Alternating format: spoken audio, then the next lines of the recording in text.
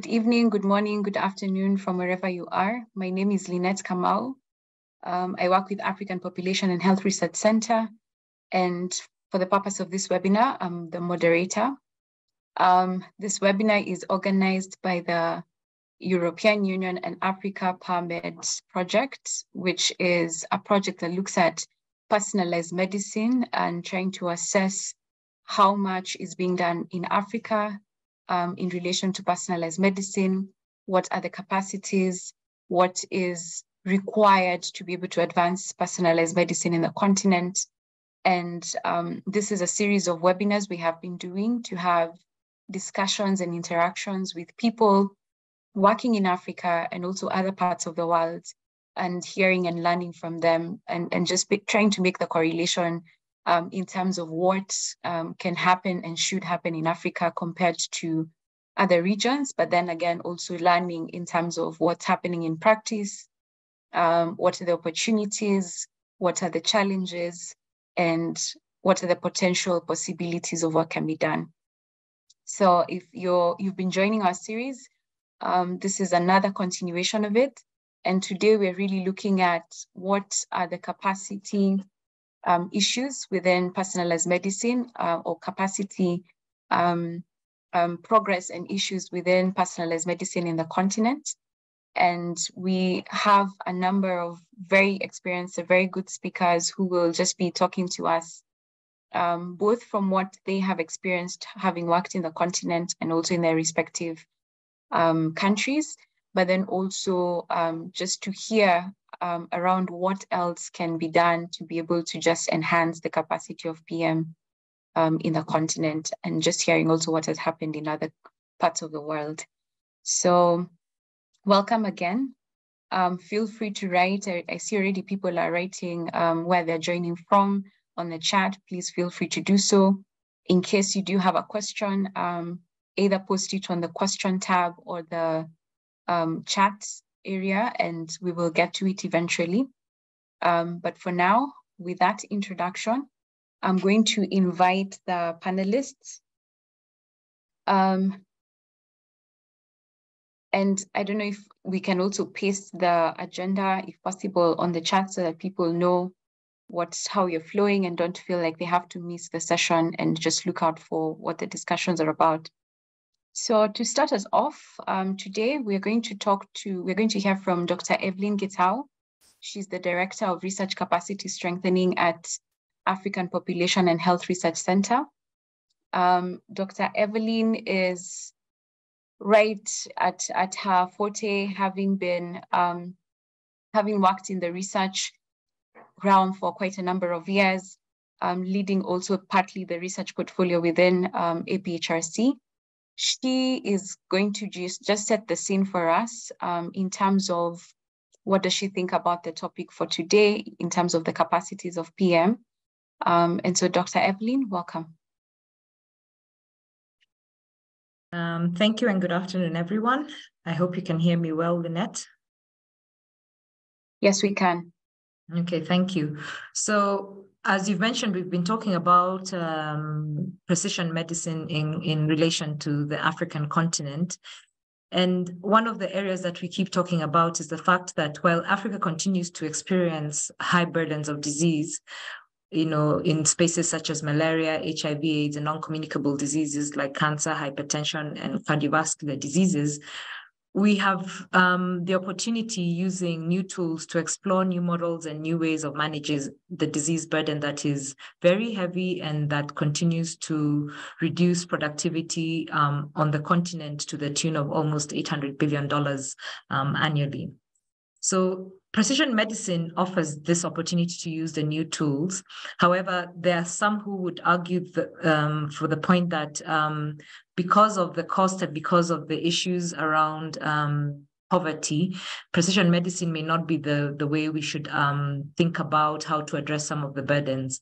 However, precision medicine is about being more effective and efficient in enhancing health and well-being.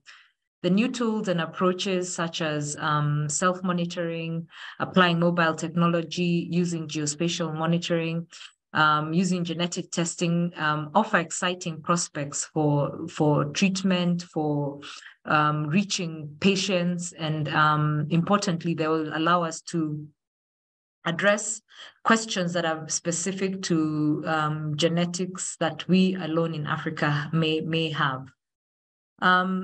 However, there is a risk that the inequities in health would be expanded if we don't explore precision medicine tools, because the fact is some of the tools are not readily accessible on the continent. So the capacities to develop some of the tools are not yet ready accessible. And importantly, the low investments in these capacities may actually lead to us not bridging the gap in terms of the health burden, and also not bridging the inequity gap in health. So we need to ensure that we are training more people, whether it's in the data science space where we can capitalize on artificial intelligence to make more precise disease models on the continent, or whether it's using data models to inform better treatment to address some of the very specific diseases that we have on the continent. We have already demonstrated that we have the capacities. Diseases like sickle cell have utilized more precise tools that speak to the fact that a genetic disease that is highly predominant on the continent needs such tools to ensure that we actually make gains in treatment and in managing the disease. So for me, in today's conversation, I'm very excited to be thinking about what capacities exist, how can we enhance them, how do we scale them up, and how do we ensure that the conversation is at the top of policymakers to ensure that they see the importance of using new technologies to improve and to become more efficient in how we treat diseases on the continent. Over to you, Lynette. Thank you, Evelyn. So our next speaker, again, also setting the scene, is Dr. Astrid Vincente. And she's a senior researcher in biomedical sciences and public health, and is the head of Department of Health Promotion and Non-Communicable Diseases Prevention at the National Institute of Health in Lisbon, Portugal. So Dr. Astrid, over to you. Thank you so much. And I want to thank the organizers for this invitation. It's really nice to be here and to discuss these ideas with you. So what I think I could add today is that personalized medicine is a very complex issue that has a lot of layers and like pieces of a puzzle. So we have to have in place many pieces of the puzzle so that it can actually be implemented fully and reach its best capacity. I think we have the experience of reflecting on this on the International Consortium for Personalized Medicine and this initiative EU and Africa PerMed is one of the support actions that is part of the International Consortium, IC PerMed. And so we have been reflecting this, and actually in 2020 wrote a vision paper, the vision of IC PerMed regarding where we will be in terms of personalized medicine by 2030. And it was written in 2020, but I think it holds very well still because there's a lot of work being developed. And it also makes a lot of sense, I think, in the African context, and maybe it can provide pointers for the development in African countries. So this vision has 4 main pillars that we thought were really, really important. One of the pillars is education of health professionals so that they see the opportunity, but also the challenges of personalized medicine for patients. And then education and literacy, because also it's important to educate the general public as much as possible so that they can understand what it means to use personalized medicine, to use genomic tools, for instance, for treatment of their conditions, for personalized treatment, for getting to a clear diagnostics in a shorter term, and eventually to get good profiles for predicting disease, so enabling prevention. So I think education and literacy is really one of the first pillars and one of the most important pillars. Then there's issues related to data and to technology. And technology, of course, to be able to have biomarkers, whether these are genomic biomarkers or other biomarkers that can help profile the individual, so that with those individual profiles, we can actually use personalized approaches to treating them or to prevent disease or to get to the right diagnosis. And besides that type of technology, what needs to be set up is conditions to manage data in an appropriate way that will provide for sure the respect for the privacy and the confidentiality of the data of each individual.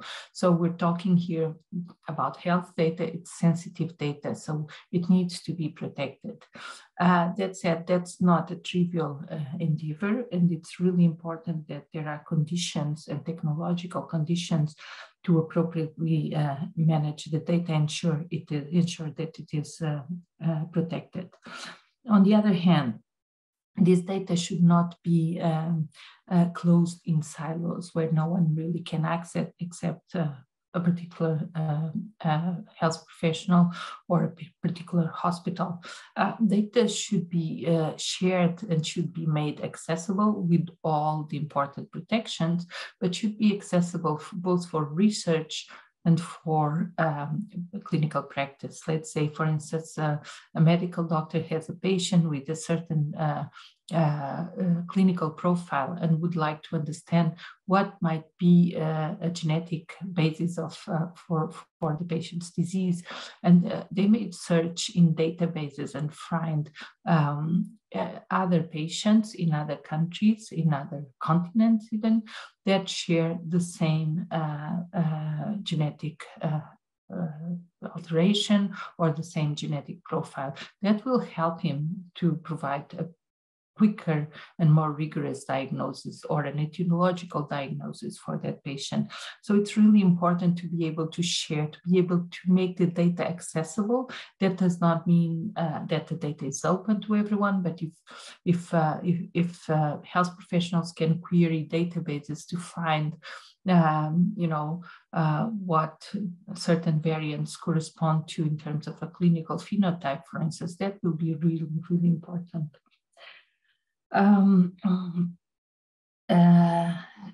The third pillar are reforms in the healthcare system. And here, to reform a healthcare system for a particular purpose requires demonstrating the need for those changes and the utility of those changes, and making sure that that demonstration leads to the prioritization of whatever approach or whatever change we would like to make. So for personalized medicine, because the approaches are somewhat different, there's the clinical services will have to be able to access tools, as Dr. Evelyn Gitaut was mentioning, will have to access tools and specific technologies that are expensive, and to actually be able to push those changes and those reforms for health systems, we need to first be very clear about the benefits, and not just the benefits for the patients, which are huge, of course, but the benefits for the health systems. So for this, we need to demonstrate not only the clinical utility, but also that there's a cost effectiveness that is favorable for the health system. So those are areas that need to be developed. And then there's the question of putting together multidisciplinary teams that can work with biomarkers, genomic biomarkers, and the clinical information, and help or come to conclusions all together so that they're sure that they're that they're reaching the right diagnosis or using the best treatment for a particular patient. So that requires really different profiles in the clinical team. And that might include, of course, the medical doctor, but maybe a genetic counselor or a bioinformatician. So different, and a lab scientist or a lab technician. So these are all different profiles that need to come together for the best care possible. And Dr. Astrid? Sorry, yes.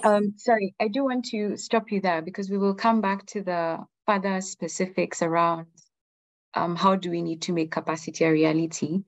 Okay. But before we come back with the next series of questions, I would like to invite Dr. Marius Gianta to also just give his introductory remarks in about 5 minutes. Dr. Marius Gianta is the president of the Center for Innovation in Medicine in Romania. He is a pioneer on personalized medicine and advancing personalized medicine, not only in his country, but also in Central Eastern Europe. And one thing that stands out from him is that he contributed to the first law, apparently in the world, that allows citizens to have a right and patients to have a right to personalized medicine or access to personalized medicine services. So, Dr. Marius, please go ahead. Good afternoon, and thank you, Lynette, and to the organizers for inviting me today. I'm very happy to join this webinar and to share some perspectives coming from Europe, especially from Central and Eastern Europe. I'm in this area of personalized medicine. Actually, my interest started a decade ago, more than a decade.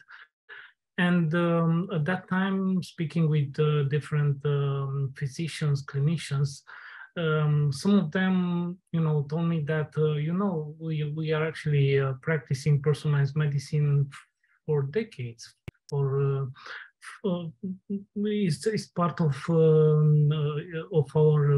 our daily practice. Is not something new.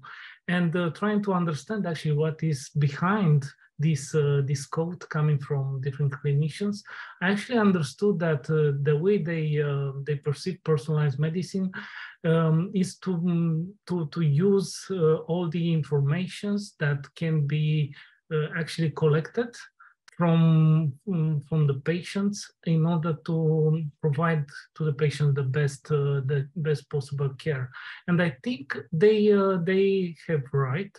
And the difference between, let's say, 80s or 90s or 70s and 2023 is that currently we actually have access, and the price is not so high, to different technologies that actually allow us to generate, to integrate, and to analyze far more data than clinicians were able to have access to 20, 30, 40 years ago. I think we should have always in mind the definition of personalized medicine, and I think the best, in my opinion, is the one from December 2015 put forward by the Council of the EU. And this definition code that's personalized medicine, it's a new model that is based on all the genomic and phenotypic and other type of health data that can be collected and analyzed. And this approach can be useful on the diagnosis and treatment. And this is the part actually very well known about personalized medicine, but also the same definition put the topic of prevention and early detection as areas where personalized medicine could have a value. And also is this mentioned to do it from the beginning. And I think this is very important actually, and it's very important when it comes to the implementation of personalized medicine, because if you are thinking to capacity building, I will not repeat what was already mentioned, the importance of investing in human resources resources in education and training, but also in infrastructures. But we should always consider the cost of implementing versus the cost of not implementing a certain technology. And I will give you just one example that is coming from the prevention field and the use of genetics. We have actually for more than 20 years, very strong recommendation on the use of testing, genetic testing for BRCA1 and 2 and or for familial hypercholesterolemia genes or genes for Lynch syndrome. But despite this very high level of evidence, very few countries actually implemented this in routine public health and preventive intervention. So what I'm trying to say is that it's not enough to have access in terms of funding to the new technologies, but also we should find ways to incorporate this in clinical practice, in public health intervention, in prevention campaigns. And from this perspective, we should build a model of co-creation, of early engagement with all these stakeholders. And what is very important to acknowledge is that now in 2023, we cannot afford to perceive still the personalized medicine as research, but maybe as research part of the what the citizen and patients should receive if and when they need. Thank you, Dr. Marias. So now the next remarks we're going to hear from Dr. George Michuki-Ngondi. He is a medical microbiologist and a leading national expert in genomics, and he's also the founder and CEO of the Africa Genomics Center and Consultancy Company. So over to you, Dr. Ngondi. Thank you very much for this opportunity. And just to echo, because I think this is the advantage of talking last, my colleagues have spoken quite a number of things that I would have said, but just to highlight in the context of Kenya, so what exactly do we need to build the capacity and to strengthen it in terms of implementing personal medicine? I would say that the key thing would be actually to invest in the area of genomics and bioinformatics. And this is basically providing an infrastructure. Because when you look at our situation in Kenya, for instance, there are very limited facilities in the country and generally in Africa that have the bioinformatics and genomics infrastructure in place. And if it is there, is it being applied in the area of medicine? In most cases, you'll find that they are more applied in the area of maybe agriculture and other things. The other thing is actually to enhance interdisciplinary collaboration. And what do I mean by this? Interdisciplinary here, I mean scientists, clinicians, and policymakers. Because what we have right now is a platform, or it's actually a new aspect of medicine that requires a lot of scientific knowledge. And at the same time, you need the medical knowledge. But so you'll find scientists who are well-trained in genomics, bioinformatics, and biochemistry are operating in silos in different, basically completely averse of what the clinicians are doing. Same to clinicians who are very experienced and experts in the elements of clinical medicine. They're also not interacting a lot with the scientists. So this brings a challenge in terms of how do we actually implement personalized medicine unless we have these teams working together. And now for this again to happen, we need the policymakers to understand what exactly it involves for them to actually push in terms of policy so that we can have this integrated into the health systems. The other thing is about promoting education and training programs to actually focus also on genomics and bioinformatics. Right now, I think there are very few universities in Kenya which are offering the aspects of genomics and bioinformatics in their curriculum.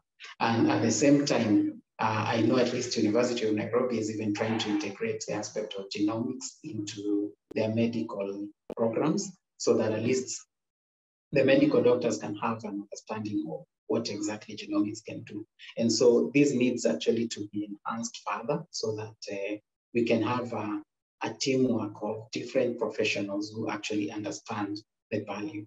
The other thing is about sustainability and sources of funding. So it's considered cheap, I mean, not cheap to start off this because it needs quite heavy capital investment. And for this to happen, definitely there's a need to show value and sustainability. You've put these millions of shillings into investing and putting out the infrastructure and all that. What is the output value of that? So there's need to have structures that are very sustainable so that it can show the value. And this will actually work very well with policymakers and government to be able to actually see the reason and the need to invest in that. Thank you.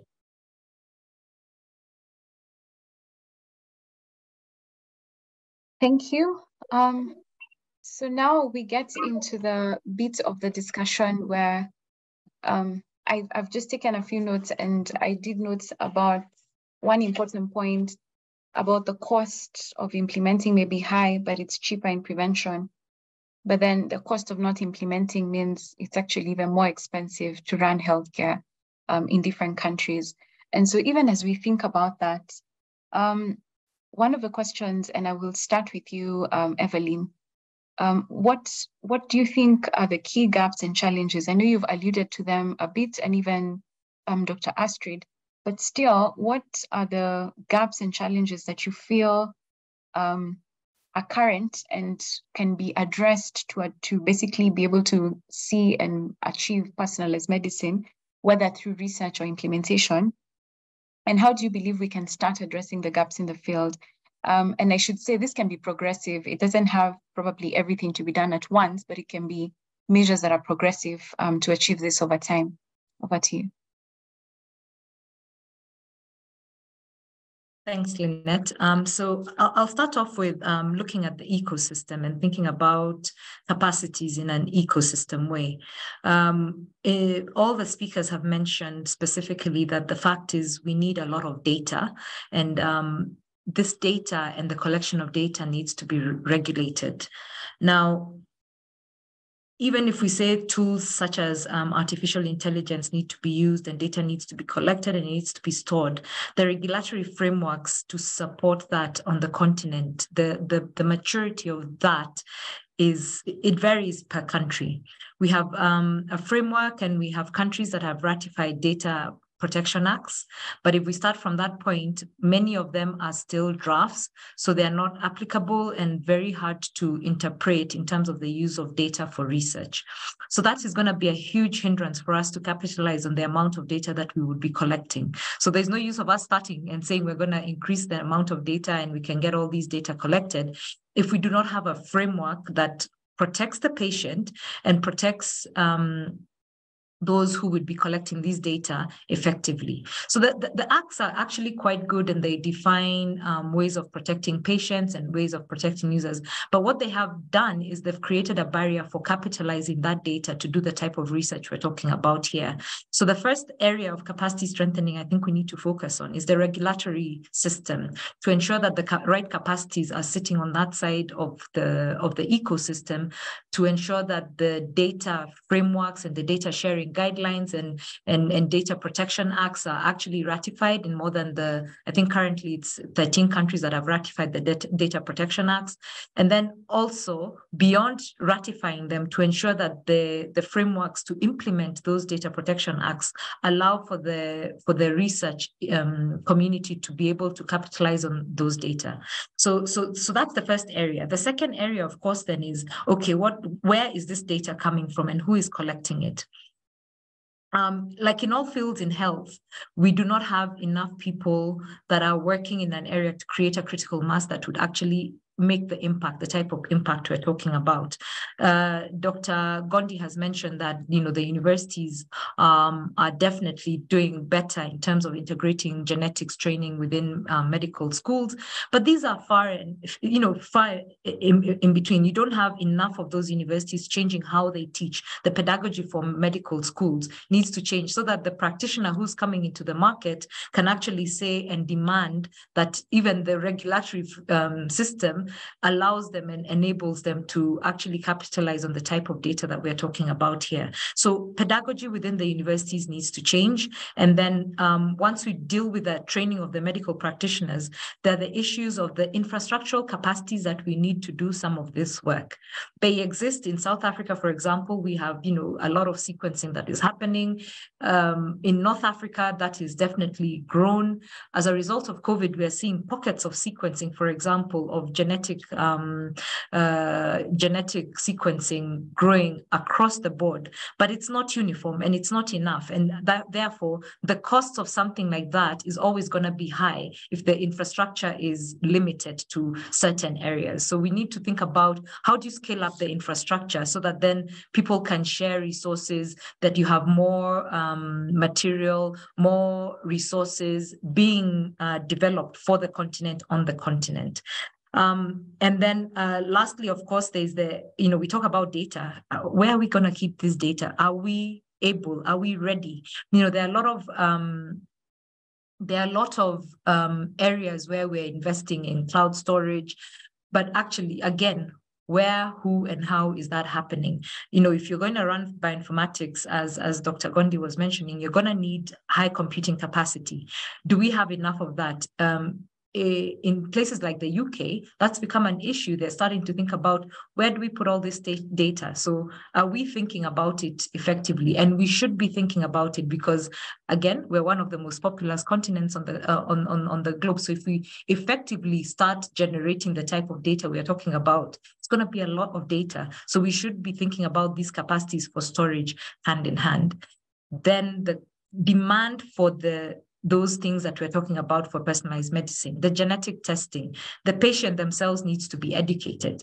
We need to have a large patient movement for them to understand what personalized medicine is, for them to, if you're talking about BRCA1 genes, when you go to get treated, is to be able to be informed enough to question whether the treatment that the doctor is prescribing to you is actually specific to the community. So it may not happen now, but I think we should have patient advocacy groups that are well educated, that can speak for patients and that can spend a lot of time educating patients to speak about what they need.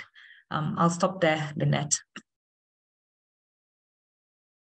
Thank you. A lot to think about. And I would like to hear from you, Dr. Marius.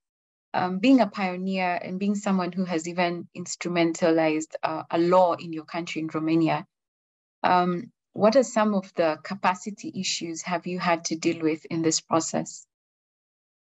Yes, I think would be good maybe to explain a bit about this law and actually how we come with this idea. Actually, last year the law was promulgated in 1 month ago by the Romanian president, and actually the idea came seeing that the bottom-up approach that we initiated maybe 10 years ago, maybe more, trying to work with the healthcare professional, with the hospital manager, with patient advocacy groups, with the industry, with the decision makers.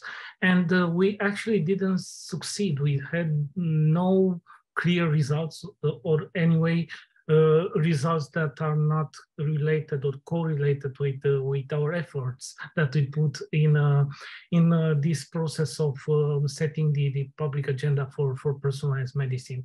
And then we actually start thinking, having also very good political context in the parliament, to think how actually we can imagine a top-down approach to complement actually the bottom-up activities that are, of course, will continue, and was in place for many years a law on the right of the patients in general on different layers.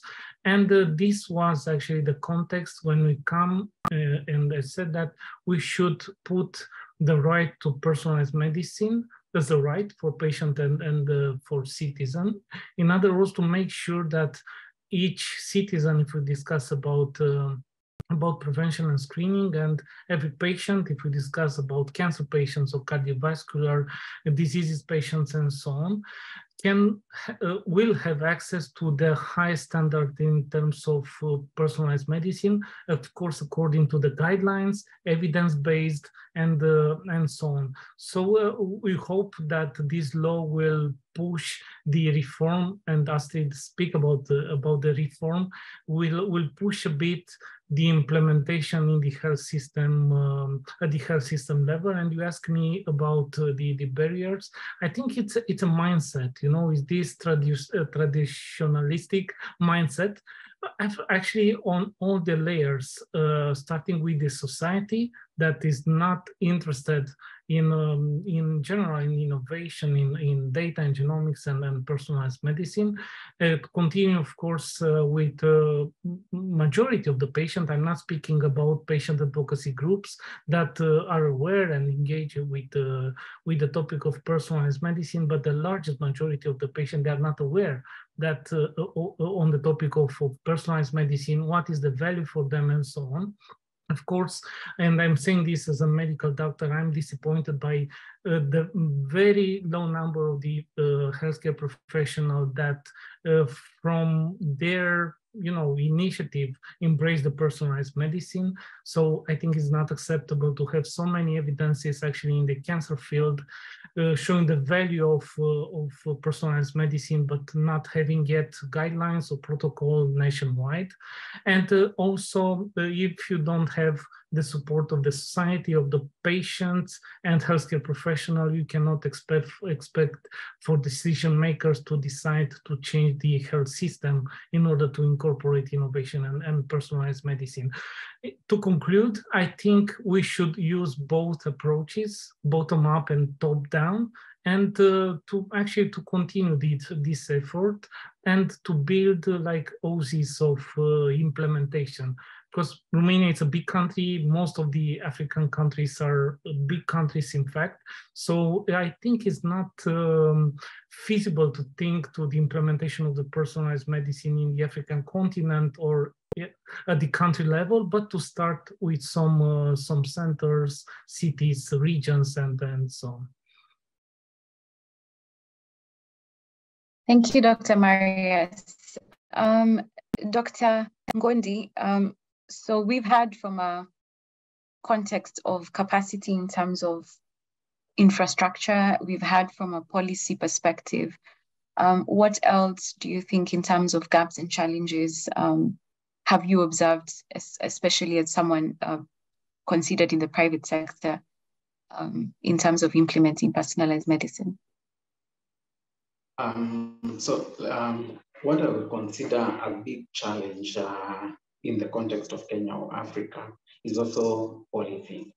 So you realize that precision medicine borrows a lot from the scientific elements or the research component of genomics and bioinformatics. And so that is strongly something that people who have that experience and skills end up being scientists. And when it comes to, let's say, medical practice in Kenya, there are regulatory bodies that regulate all elements of healthcare. And so scientists are not regulated by any body. And so it means scientists are not part of the health system in the country. And this is why you saw a very big challenge when COVID happened, because the people who have the molecular biology skills happen to be scientists.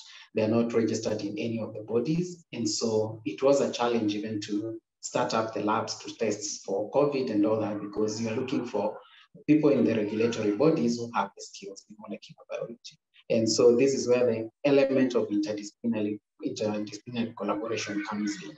How can we foster whereby scientists who have the skills in genomics can actually become integrated into the health system so that they can also contribute towards the implementation of precision medicine in healthcare. This goes way beyond, because you find that, like now, for instance, the Africa Genomics Center is set up as a commercial private service provider. We have equipment which are mostly research use equipment. These equipment, just because they are research use equipment, they are taxable. So we have to pay VAT, we have to pay all taxes, and yet we are actually generating data that is informative in the health sector. So you find that by the time I'm bringing that equipment and I have to buy the reagents and pay all those taxes, it means the cost goes actually way higher.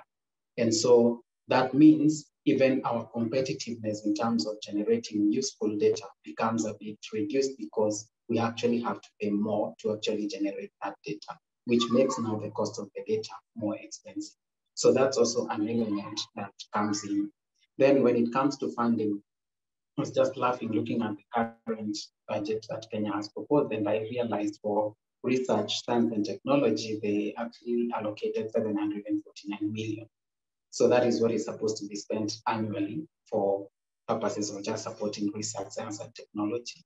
That definitely is just a drop of what is actually required to actually come up and implement and even put in capacity that is required for precision medicine and genomics and bioinformatics. So that also becomes an element that is quite a challenge. And so it means our end, we are more on the element of policy. A lot needs to be changed to actually provide the ability to get to the point where we can actually provide affordable precision medicine service. Maybe for now, probably leave it at that. Thank you. Thank you, Dr. Ngundi. Dr. Astrid, so we've now covered like the contextual issues. Coming back to you, you had started it. What are your observations in terms of capacity to advance the challenges and opportunities to advance PM? Okay, so there's a number of issues that I might bring up. Maybe I can comment on what the other speakers have already touched upon in a different angle. I'm by training, I'm a molecular biologist and a geneticist and a researcher. And I just came from the European Society of Human Genetics meeting, where there was a lot of references to having more diverse genomes. Most of the information that we have on genomes are from Caucasian people and mostly from European descent. And we definitely, or we know very well that gene variants are different in different ethnical groups. So it's really important to get more diversity in the genomes that are sequenced so that they can actually apply to every population. That is starting to be done in Asia very much, and also, I guess, in Africa. There are some efforts, and it would be very, very important to really push those efforts to get the African genomes, which are many because Africa is the birth of the world, let's say, or birth of the populations. So the genetic variability is enormous, and that will bear major relevance on the implementation of personalized medicine. So efforts need to be done in terms of getting more African genomes sequenced so that they can be, the information can be applied in Africa for African patients. Then there's, I don't know if this was touched upon because so many things have already been brought up, but there's maybe an issue in which it's really important that communication between areas and frequently at the high level in governments is promoted. So personalized medicine, as I mentioned before, there's a lot of pieces to the puzzle, and these lots of pieces to the puzzle are really governed by different ministries, different entities, and the communication between them is very important. For instance, research really needs to be getting information from the clinical side, while the clinical side, on the other hand, needs to get a rapid turnover of results from research so that these get to the patients faster. So it's really important that regulatory issues between what are research innovations are and need to be transformed and transferred into the clinics.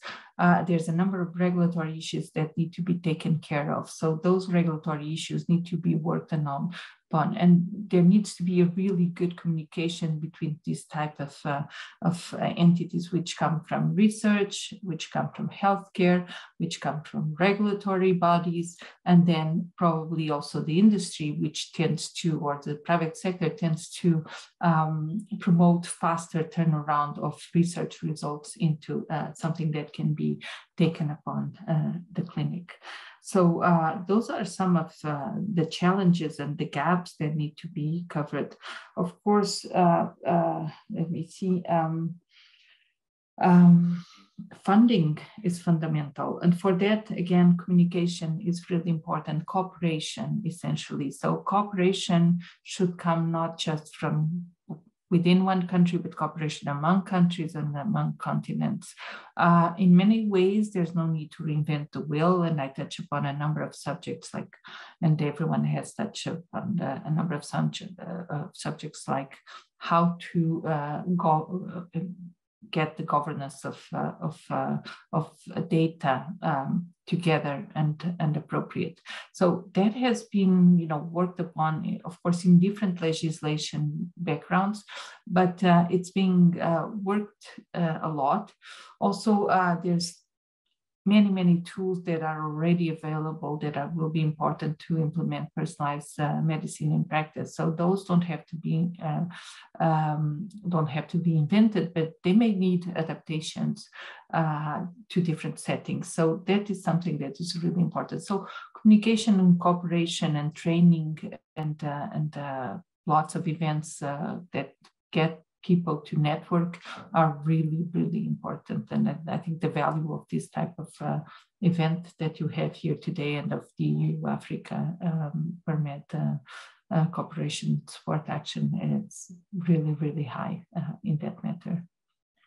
So maybe I'll stop here this time. Yes, thank you. So because I want us to have enough time to also just hear from the audience, I already have 8 questions.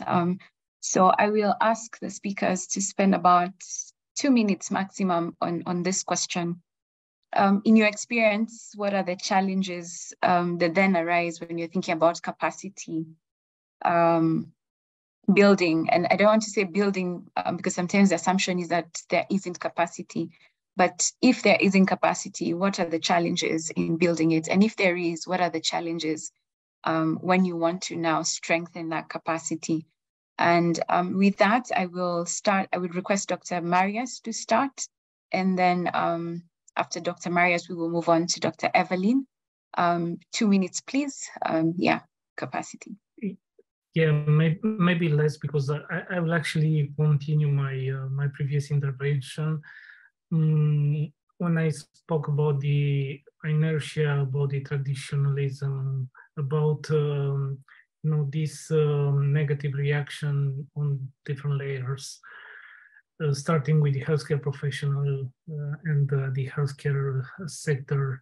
But this is normal because it's something new that is going to transform, the way different people will behave and work on a daily basis. And it's not so easy actually to convince people to go outside their comfort zone for something that is new, is coming with a lot of challenges, technological challenges, with the need for new competencies and then so on.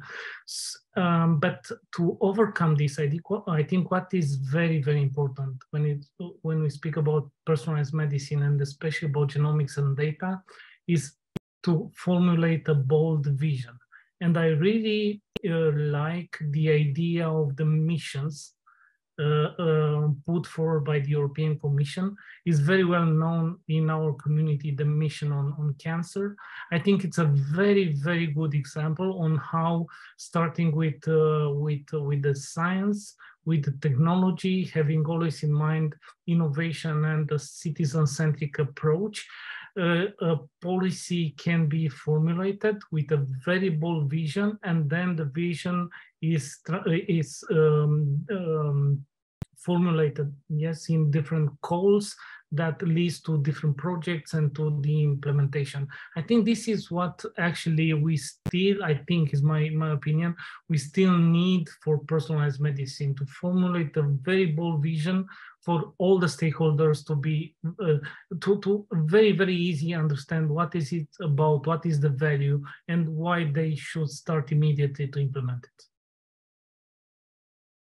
Thank you for that, a bold vision. Evelyn, I would like you to talk about building capacity, because we've talked about a lot about the training component, either from a clinician perspective or from people who now should contribute to personalized medicine. So maybe you can talk about that. When we're talking about building capacity, what are the challenges or the areas that need to be addressed in that front? So if we think about the types of capacities we've mentioned, we need a critical mass to make a shift, right? So you have a bold vision, as Dr. Marius has said, but you need enough people on the continent working in this area to ensure that we actually have sustained capacity. So this cannot happen if investments are too small. I think Dr. Gondi mentioned, little money will not lead to the type of investments needed. And neither will it train enough people if the investments are too small. The second part about investments that we need to think about is that it has to be sustained. You cannot build capacity within a 5-year program and expect the type of depth that we need to make the impact that we need for precision medicine to happen. So we have to think long-term. We have to think at least a minimum of 10 to 15 years of investment in capacity building that will ensure you have enough people on the continent working in this space, and maybe even longer. Our experience is that any capacity strengthening program, you have to think of a 20-year program to make that shift, to have the number of people that you need in all the areas that we've mentioned. So for funders, they do need to start thinking about investing long-term, investing in large numbers, and investing both in the people and the places, because you can't have that mismatch. And I'll give a personal example of the mismatch.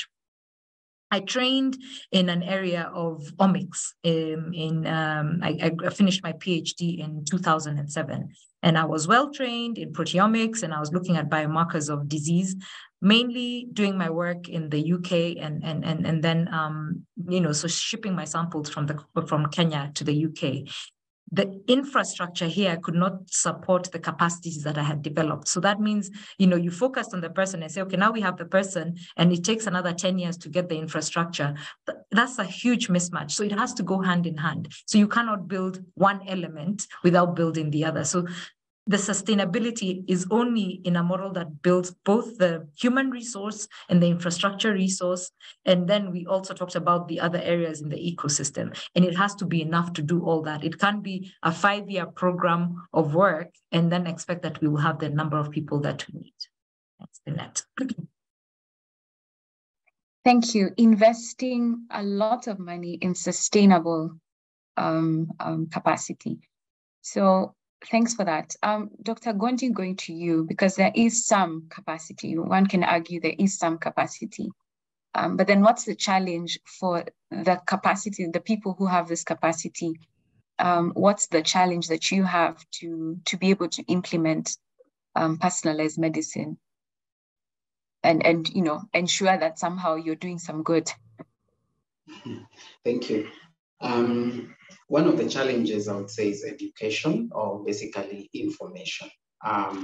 We have capacity, for instance, in the country right now, we have quite a number of labs that, for instance, are able to actually do HPV DNA testing. And HPV DNA testing, sometimes when you talk to some clinicians, they are not looking at it in terms of how beneficial it is, for instance, in prevention of cervical cancer. Do patients still know about it? Most patients don't know about it. So people will still be talking about the old way of doing pap smear and checking the cells that are deformed and all that. Yet right now there's information that cervical cancer, the major cause for that is actually HPV virus.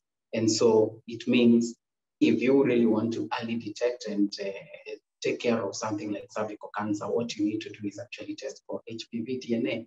And once you have that, you're actually able to counter or prevent that from happening.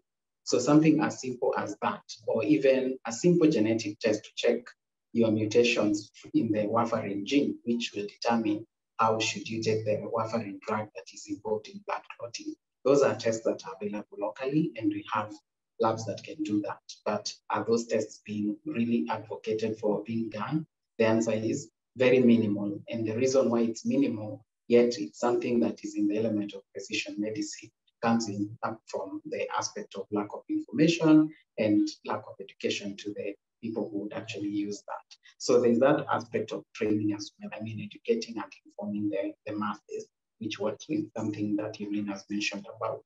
And then the other bit I would say is lots of the issue is more about trust and mistrust. So why there's limited sharing of data, you find that there's no proper, clear agreement that are win-win in situation in terms of structuring those kind of agreements and engagements. So the moment we can have those kind of engagements that are win-win, I think there will be an increase of trust between the different groups, and this will actually enable partnerships.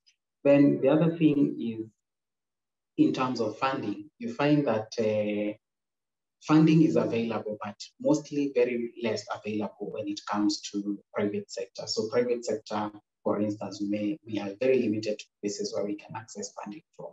And what I have seen is for most of these things to succeed, you actually need that element of private and government partnerships. And we've done that, especially during the period of COVID, because basically we were all looking at how can we help. So I saw us as a commercial platform work very well with the MOH during the COVID pandemic in offering sequencing surveillance, because we actually did a lot of sequencing for MOH.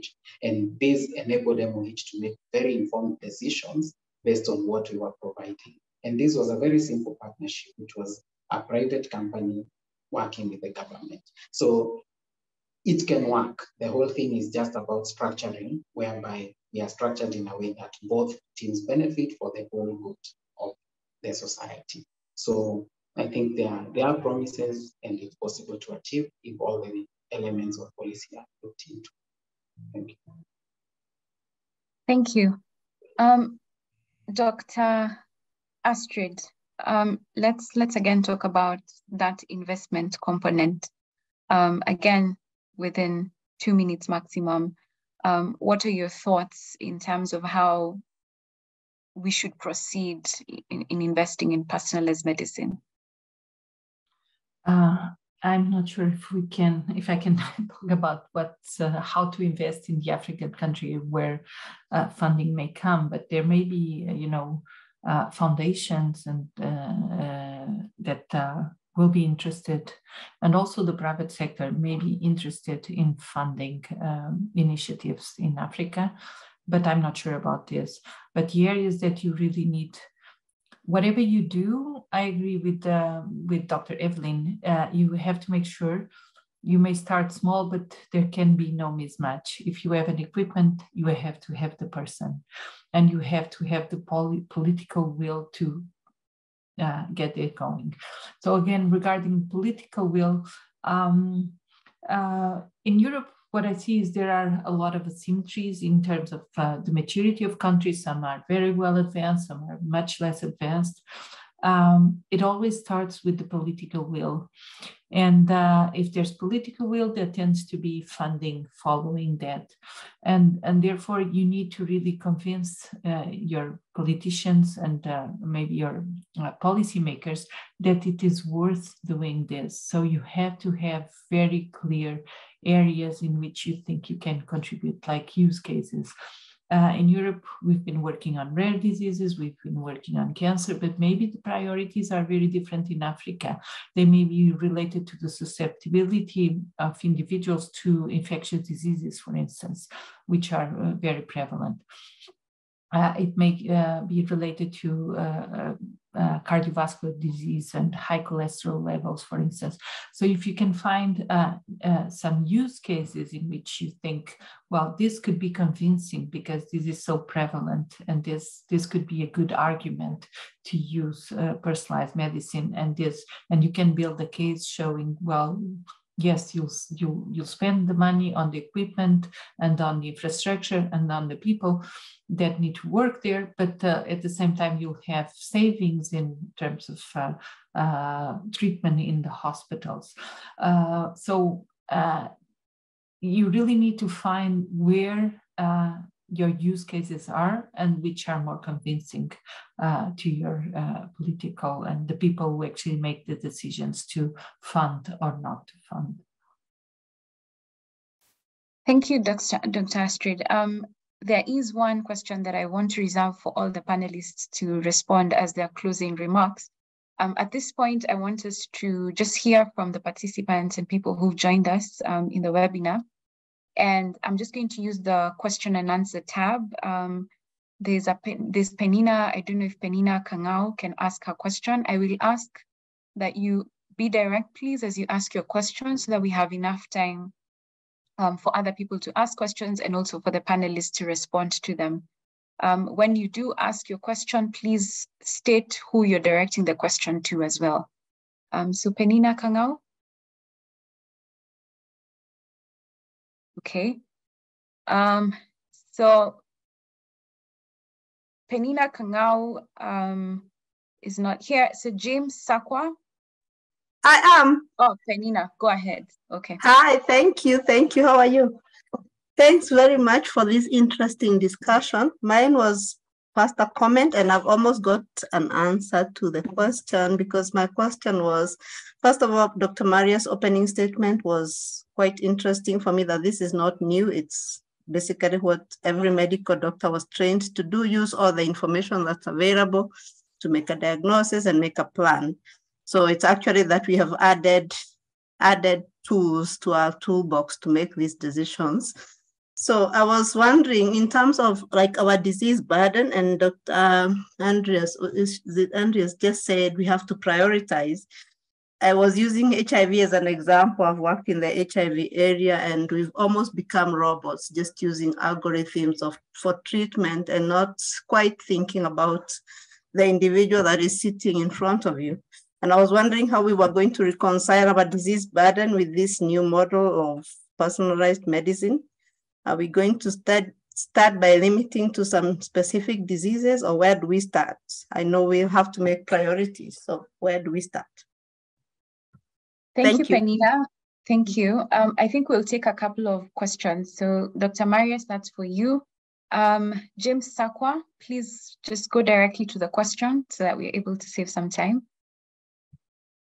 Thank you very much.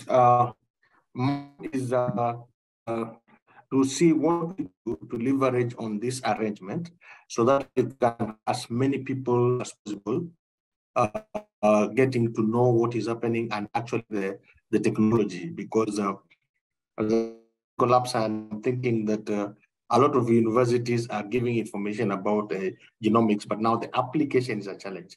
Don't we all think that it's a high time that we infused this business in the curricula of the several colleges so that people who are in college can exit with the knowledge? Thank you. Thank you, James. Another question is from, so I'm just reading questions from the chat box, and then I will ask people to raise their hand if they have questions. So for this round, the next question is from Teresa Odero.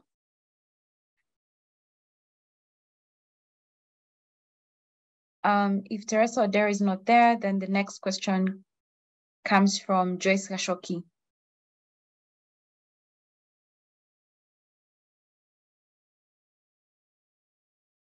Okay, so I see someone has raised their hand up. I think that's Brucey Mudaki. Joyce is, I think her mic is open. Okay, Joyce, please go ahead.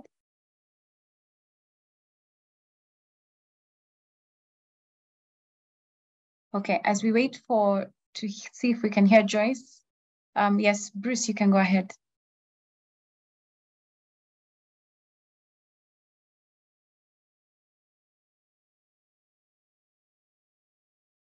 Can anyone else hear me or? We can hear you, but Okay. Brucey, Okay. we can't Brucey hear. also has a network problem. Okay, maybe for this start, you can respond to the questions that we've just had, and then we'll take another round. Okay. So I think the Joyce, first question was to Dr. Marius. Yes, I can go on if given the chance. Okay, let me go ahead then. I have two questions. Okay, thank you, Lynette. I have two questions. One of them was, I think, indirectly answered, asked by Mr. Sakwa James. I was asking about having a course outline to be integrated to these medical students as they're training. I'm a lecturer at the University of JKUAT. So I was wondering if there's a way we can be able to incorporate that while we are teaching so that it can be, when they move out, they will have these skills. So once they go out there, they'll be able to utilize those skills. Then the other question was directed to Dr. Ngodi. I was just asking about the prices of these tests and whether he thinks that the prices, being that this molecular is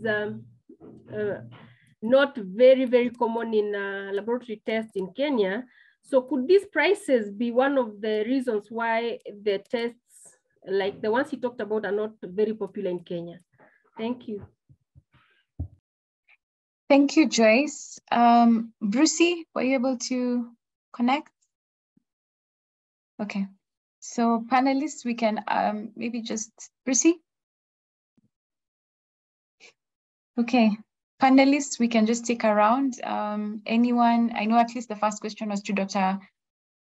Astrid Marius, and then the next can be responded by anybody, and then we can take another round of questions. Please go ahead. 1 minute each, please. I'm sorry, I'm not clear, but anyways, I can answer the question about the courses. So if you go to the Genomics England website, I think you'll find the contacts and of the people who can provide access to courses. I know they've been developed at several levels. So maybe there you can find good links to courses that you can then incorporate in the medical schools, at least partly. If related to cancer, there's a project that is now ongoing in Europe that is called Can Heal. So from cure or heal cancer. And there we're developing, these are courses, postgraduate courses. So they're after medical school, or maybe they can be taken also by medical students. And they're at the level of genomics and cancer. So once these are ready, I can provide the links to those. They're being set up already. They have been developed. There was a first stage of development, and I can provide you the links if you write to me. It's fine.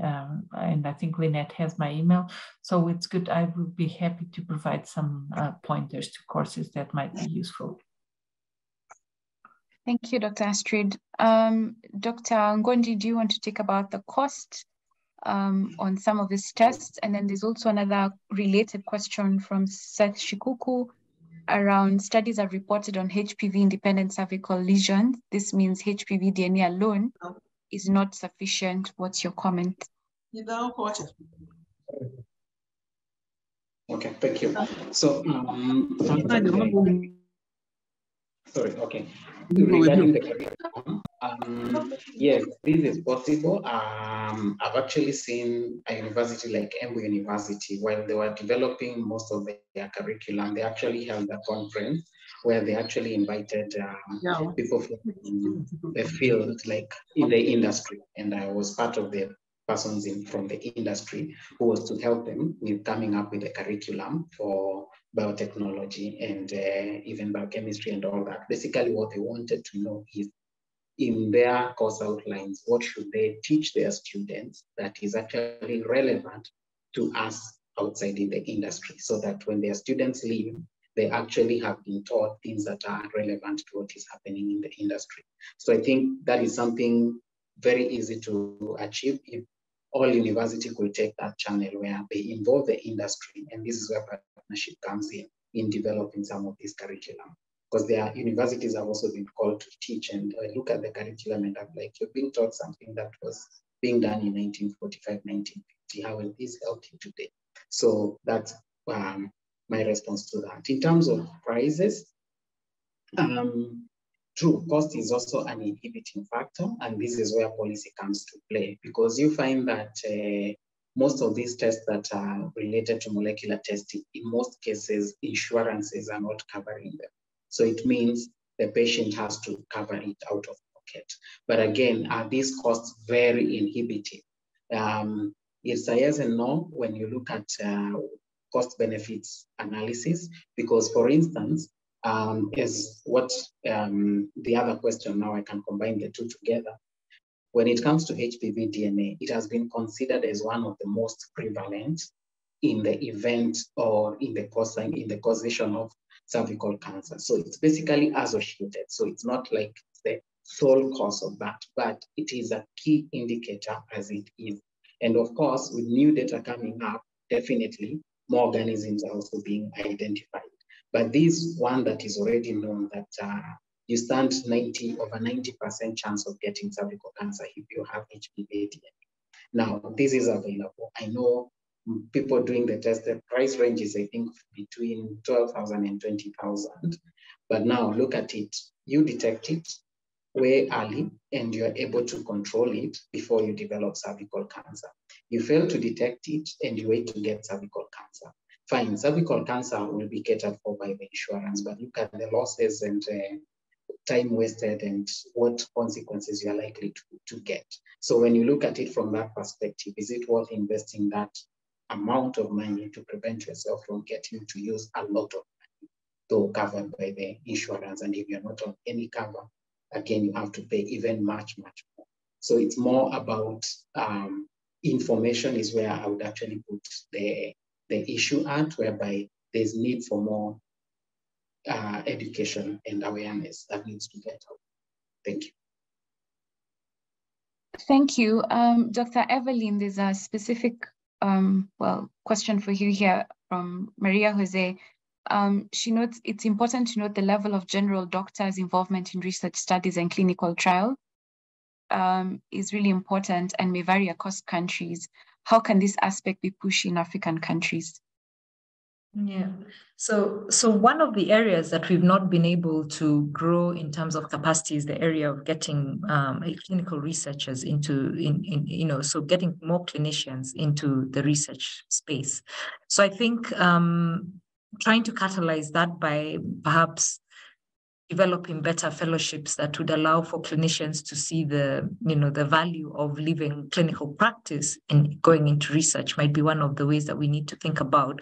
But maybe even coming up with more innovative solutions where the clinical research is part of their clinical practice, because I think because a lot of our research is done within research centers, most of the researchers don't actually feel that they can continue a thriving clinical practice. So these are things we need to consider, but we definitely need to get more clinicians into research so that we can get that gap filled. But the clinical research fellows, we have a very, very few of them are in this space of research. Thank you.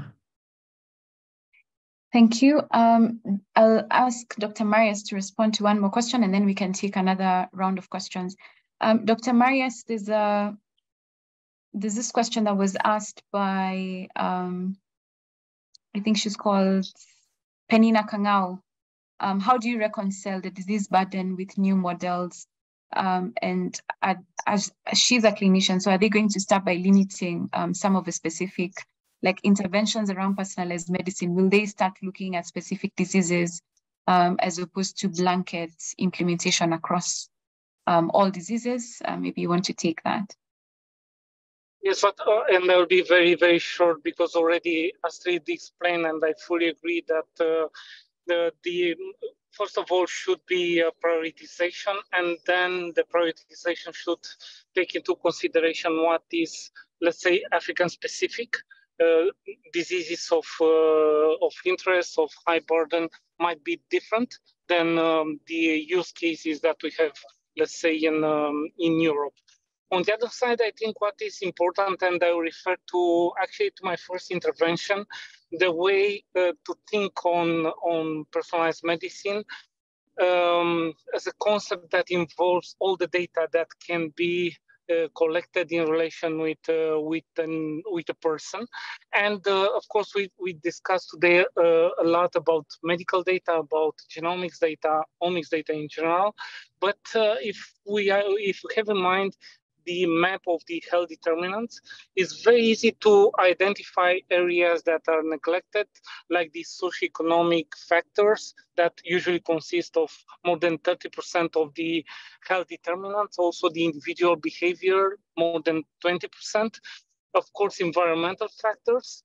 So if we will apply the personalized medicine concept on the map, on traditional map of the health determinants, and if we'll be able to use the technologies in order to capture all the data from the individual level, from our personal networks, from our environment, social and physical environment, then we'll be able to build a highly personalized environment that influence our health directly, but also through the choices that we are in the position to have at a certain point.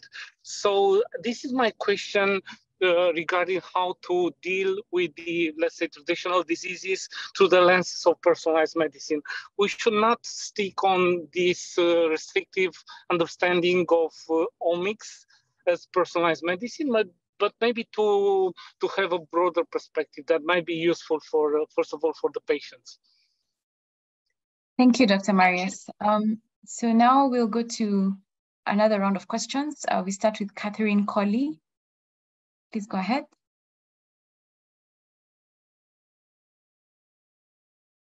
Catherine? Yeah. Yes, hello? Yes, please go ahead. We can hear you. Okay, I'm Catherine calling from Liberia. So I want to say thank you to the African Population Research Center for allowing me the opportunity to be a part of this webinar. It's a really learning session. So my own contribution is around the same capacity building. Somebody talk about capacity building. So what key capacity building that people need to focus on in Africa is the research, developing more research. Most of the work we do around health, it has to do with authentic statistics. If we come up with statistics or any information, it should be authentic. And how can it be? We have to do more research. So my recommendation is for you people to train more researchers, build our capacity, especially we for the civil society angle, to build our capacity in more researching. Thank you. Thank you, Catherine. I see a question on chat. This is from Erica, who asks, in what specific areas, either in genomics, regulatory data, or any other programs around that would be of interest in terms of capacity building? I see your mention. My head is saying something. I'm trying to roll my polo. So I can say it. But you can go back to the same item. You said receive it out there. Catherine. And I think you need to mute Catherine, please. I think she's on another call. Yeah. So this question is from Erica, who's asking what areas would be productive or relevant for Africa and Europe to collaborate on when it comes to capacity strengthening. So any of the panelists can take that. I do not see any other questions at this point, so maybe the panelists can take that, and then we can proceed after these responses to one final question that will also act as the final remarks as well. Over to you. Maybe you can start with you, Evelyn. Yeah, thanks. So, of course, we've heard from many of the people who are asking questions around the issues of curriculum development. So it would be good perhaps to share some of the tools that are available and maybe even do the summer schools that we've been highlighting about to develop curriculum for some of the university programs. In terms of other areas, the ethics behind precision medicine is really key and important. So I think this is where we can learn from what has happened in Europe, for example, and borrow some things and maybe learn from the experiences and take it from there. Lastly, I think this issue of how to incentivize clinicians to actually participate in clinical research that would lead to more precision medicine is something that perhaps we can work together with the European Union to think about, and Europe to think about, so that we can see how best to incentivize research clinicians to get into the research area of things. Over. Thank you. What about you, Dr. Marius? Again, less than a minute. Feel free to respond to any question, especially regarding collaboration and the training. Yes, in less than 1 minute, I think, and we have been pioneering in this regard because we organized in 2017 the second edition of the European School on Personalized Medicine. So it was quite early, but unfortunately there are still very few educational programs, especially for healthcare professionals. So the personalized medicine, at least in Central Eastern Europe, is not part of the curricula of the students and also of the physicians. So this is a matter of concern, and because it's shown very clear that the perception of the value of the personalized medicine is not, let's say, so clear for the people in charge with the curricula in different medical universities. I don't know how this can be changed, but maybe we should think, and this is something that I said several times, maybe we should think to build alternative educational programs and not to rely always on, let's say, traditional players like universities to make this offer. Or maybe we can start, coming together with from different angles, from different continents, because personalized medicine as a concept is universal, is global. What is missing is to adapt this the local environment, as was said already. Okay, thank you. So I would like us to inspire. When we talk, sometimes people think that personalized medicine is still a very theoretic concept. And so I would like to give you, as a panelist, in less than a minute, to just talk about what you're doing in your capacity, either as people representing institutions to advance personalized medicine.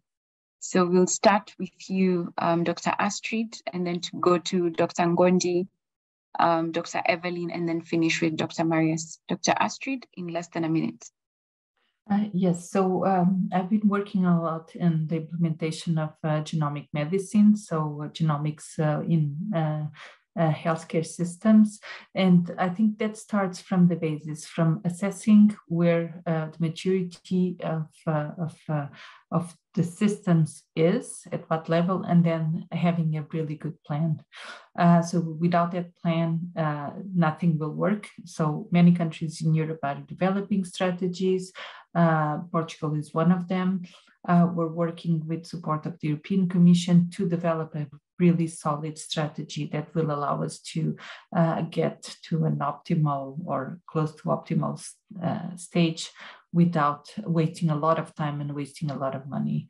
That said, I already mentioned training the workforce is really, really important. And for that, you need different components, the clinicians, the clinical scientists, the bioinformaticians, and so on. That is really, really important.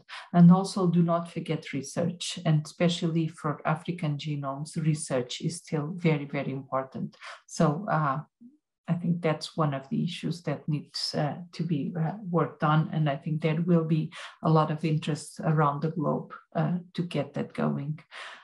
So that's my 1 minute. Thank you. Then we proceed to Dr. George Ngondi and then Dr. Evelyn. Thank you. I would say that having currently practicing as a genomics and bioinformatics expert and also being a director of a diagnostic lab that is applying molecular diagnostics, we've tried on several occasions whenever we apply probably the element of genomics and we identify something that is circulating and is unique, we've made it a habit to actually communicate that, for instance, with MOH, the relevant authorities. And as time goes by, we realized we started appreciating the value of actually using genomics in especially surveillance. And so that way, slowly, there's that kind of warm up and being in agreement and them involving us as well whenever it comes to matters to do personalized medicine or something that requires that kind of application. And so that means if we have more players and more people doing the same kind of thing, it means it starts bringing enlightenment into how valuable this field is into resolving a lot of health issues. So I think that's one of our key contributions that we're trying to do. The other thing, maybe it is a challenge probably in the future. If whenever you have these kind of forums, you can also pull in insurance provider because these are important people that can actually push the uptake of these. For instance, some of the tests what Joyce was asking, if they could only be added as some of the things that insurances can pay for, then it means more people will actually be able to access those kind of tests that are relying on those elements. And so this will actually make it more affordable and more quality. Thank you. Thank you for that. Dr. Evelyn? I guess we can close by maybe mentioning the first thing that, Marius did mention that this is not new in many areas. So in pharmacogenomics, we have a lot of growth here on the continent. And we are clear that because of the low representation of African genomes in the human genome, it hinders us from being able to, for example, get the right treatment for some of the things that are affecting us.